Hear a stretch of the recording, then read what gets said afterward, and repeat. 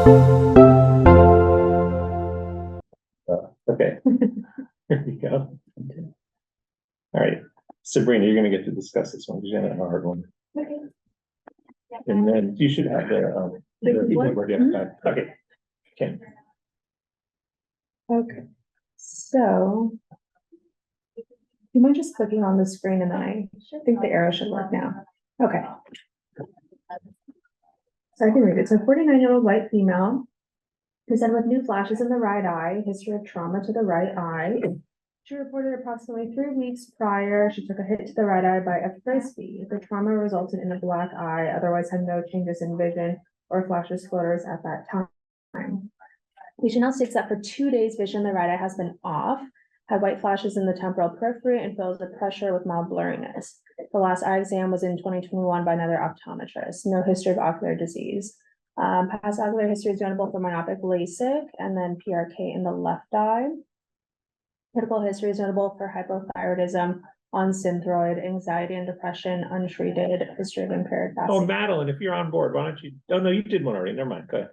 Glucose and history of glucose. Vision is great. It's 2020, and then pressure is normal.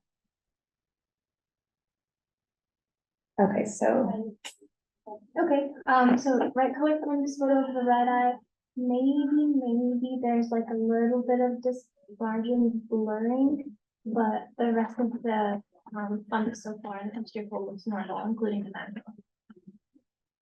I think this one is actually unremarkable, but I think the quality may just be a little bit off. And then in the left eye, so intranasal to the disc, a couple disc diameters away, there's a like 1.5 disc diameter, hypopigmented, subretinal kind of lesion with ill-defined borders. That looks, if it's elevated, it's very, very minimal. Nice. This is just a close-up. Okay. Okay, then we have, it looks like an OCT over the lesion. So it is elevated, actually more than I would have thought it is, and it's, you can tell it's in the choroid. There's no like loss of outer retinal integrity over the lesion. There's no fluid associated with it. And no hemorrhages. And so this one is actually, it's showing that the cord is actually thinned right over the lesion. The lesion originates even more posterior. So Like this is the lesion, the dark. Okay. Oh, yeah. And then I guess the pertinent negative to include too would be like no drusen, but it's not. And then for the next slide, I just have summary. So for our short images, so about a 1DD yellow white elevated lesion that arises from the sclera. And then in terms of differential, any thoughts? So with the trauma, first I thought this was gonna be like some violation of the Brooks membrane and that there's gonna be a crack in the CNV, versus like a commotio, but this is too deep for the commotio. And so I broke it into, since the OC shows that it's an elevated lesion, so causes of subretinal lesions or subretinal masses. What is scleropteria again? That's when you get hit real hard, and at the hit site, the choroid just kind of turns. You get all damn like hemorrhage and scarring, and yeah, it's That's very messy. yeah. Okay. What's the word more appropriate? Scleropteria. Scleropteria chorioretinitis. It's a terrible name, and it's not a retinitis. It's a post-injury. If you get hit by like a pellet gun or a paintball and your eye bells up, you'll get this area in the infratemporal retina, which looks like it's just like white and hemorrhagic and scarred. And then it turns into sort of like an organized scar later. The interesting thing is it doesn't seem to have an increased risk of retinal detachment, which you would think it is. Yes, scleropteria chorioretinitis. Could you include like amelanotic choroidal nevus for this? Yeah, I think she will. Yeah. Okay. Yeah, you could do that. Okay, so, so again, I just broke it into mainly the subretinal mass. So, choroidal masses, melanomas, mets, lymphoma, nevi, granulomas, could be sarcoid or other kind of inflammatory conditions. It also just included hemangioma, osteoma. And then more posterior, since ours was actually scleral in origin. Oops, uh-oh. Oh, yeah, hold on. Well, you have the thing too. I get it. I think they're gonna see the wrong Okay. screen again then. Are you on the wrong screen again? It was 2020. Okay. And then scleral. This should work. Hold on, there you go.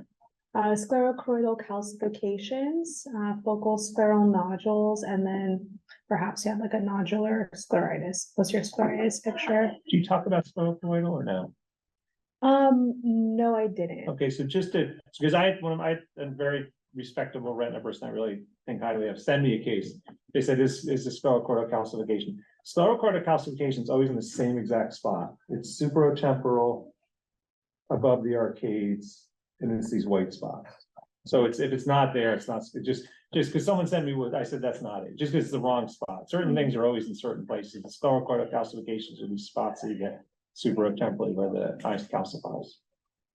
Which I always thought would be another good resident project, because I think it'd be interesting to go to the CT scanner, pull all this, if you can get your hands on it, get the scans of the orbits and look at calcification.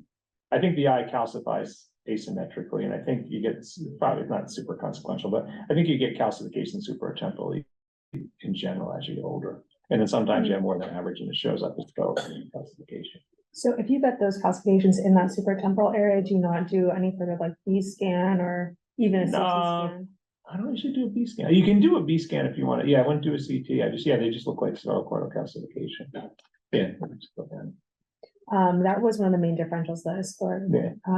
choroidal calcification. So this is a focal scleral nodule, which is a uncommon entity. Symptoms are pretty nonspecific, bloaters, blurry vision. It seems like maybe her symptoms were, and her kind of presentation was just coincidence. Risk factors and pathogenesis are not understood. So in terms of the clinical exam, so there's a yellow-white elevated lesion. It's usually around 1 disc diameter. It may have an orange halo. I didn't really think hers had an orange halo, and it's most commonly near the optic nerve. And in terms of the OCT imaging, most are dome shaped. This one was dome shaped. It can also be nodular or volcanic.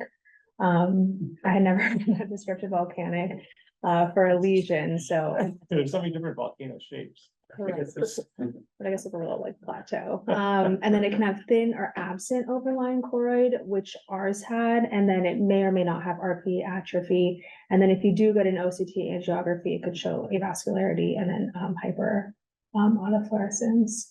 In terms of the differential, you do need to rule out any kind of malignant process. If you think it could be like an amelanonic melanoma or some kind of metastatic or lymphoma process.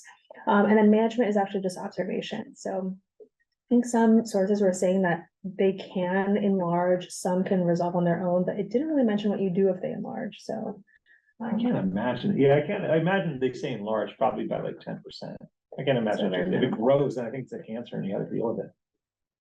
but that's it. I can tell you in practice, the places I've gotten somewhat, not really stuck, but the places I found them interesting, these little weird lesions like these in the sclerochoroidal calcifications, you get someone in who has breast cancer, or they have cancer and then they've got this spot in the eye, and people get very freaked out. And it's nice to be able to say with some certainty that it's not cancer, it's just a spot in the eye. Actually, now that I think about it, last year I had a 40-something-year-old guy, healthy, like well-to-do person who came in with blurred vision, and a cataract person did cataract surgery, thinking that maybe that was what it was, and the symptoms didn't let up and things were getting worse, and he started to notice double vision. So he came to the ER. He had like a bunch of cranial neuropathies. He had one in the macula superior, very hard to see except with like a 78, like subretinal yellow lesion. And because of all the neuropathies, we of course did a bunch of neuroimaging. He had metastatic, either lung or prostate cancer or both, and a primary lymphoma in the brain. Wow. Wow. Yeah. Oh, you have to show your case. Can you still show yours? I can show mine. Okay, gosh, I'm We sorry. got 8 minutes. Yeah, Who wants to do it? stuff is not right in front of me. That's something, yeah, you know, I have to be in the office like, but I don't do anything right away, otherwise I forget it. Right, so we should still be. I'll do it, yeah. Can I do it? Okay.